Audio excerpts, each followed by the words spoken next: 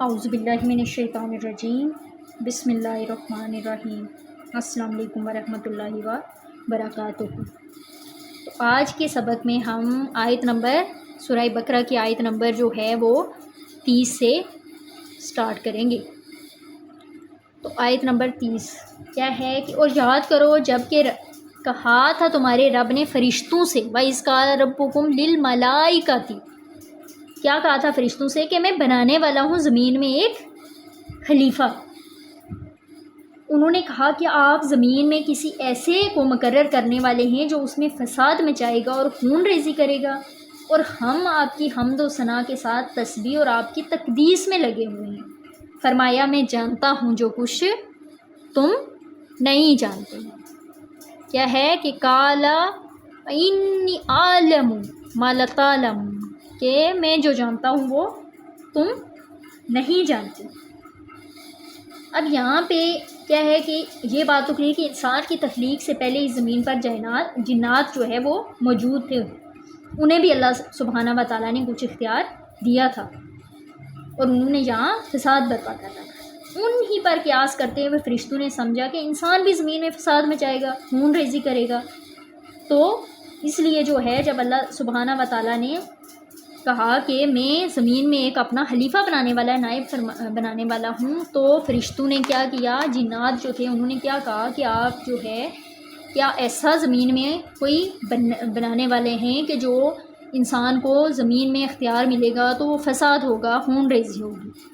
تو اللہ سبحانہ و تعالیٰ نے فرمایا کیا ہے کہ میں اپنی حکمتوں میں سے خود واقف ہوں، میں انسان کو خلیفہ کیوں بنا رہا ہوں یہ میں جانتا ہوں، تم نہیں جانتے۔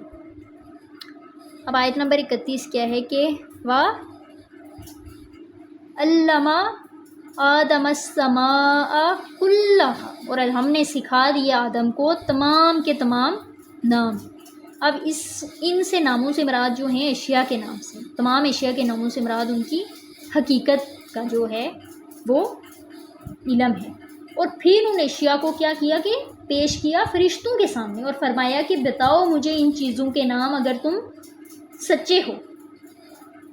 کہ اللہ سبحانہ و تعالیٰ نے کیا کیا کہ جب آدم کو بنایا تو ان کو چیزوں کے جو ہے نام سکھا دیے، تو پھر ان کو کیا کیا، چونکہ فرشتوں نے، جنات نے اعتراض کیا تھا انسان کے بنانے پہ، تو انہوں نے کیا کیا، پھر فرشتوں کے سامنے وہ چیزیں لائی تو ان کو کہا ہے کہ ان چیزوں کے ان کو نام بتاؤ اگر ان کو تم صادقین، اگر تم کیا ہو، سچے ہو تو ان چیزوں کے نام بتاؤ۔ آیت نمبر 32 کیا ہے کہ انہوں نے کہا پروردگار نقص سے پاک تو آپ کی ہی ذات ہے۔ کیا ہے کہ آپ جو ہے اے اللہ تعالیٰ آپ ہی ہر نقص ہر عیب سے پاک ہیں، تو ہمیں کوئی علم حاصل نہیں سوائے اس کے جو آپ نے ہمیں سکھایا ہے۔ اب اس میں فرشتوں نے کیا بیان کیا کہ ہمارے پاس تو صرف وہی علم ہے جو آپ نے اللہ سبحانہ و تعالیٰ کو کہا ہے کہ جو آپ نے ہمیں سکھایا ہے، اس کے علاوہ ہمیں تو نہیں معلوم۔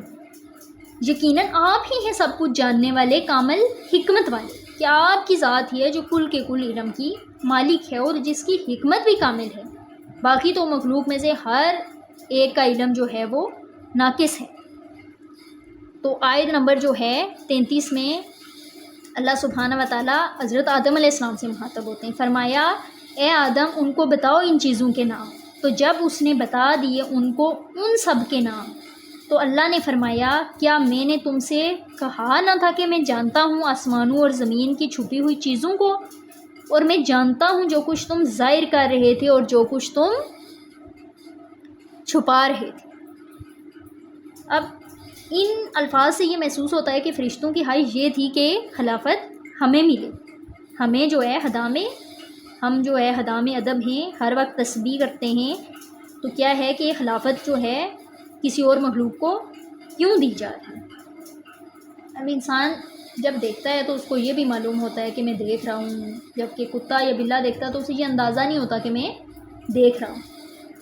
اب ان میں سے ایک نوری مخلوق ہے اور ایک ناری مخلوق، اور ایک خاکی ہے جو زمین کے اس قشر میں مٹی اور پانی کے جو ہے گارے سے وجود میں آئی ہے۔ اب آیت نمبر 34 کیا ہے کہ وَإِذْ قُلْنَا لِلْمَلَائِكَةِ اسْجُدُوا، اور یاد کرو جب ہم نے کہا فرشتوں سے کہ سجدہ کرو آدم کو،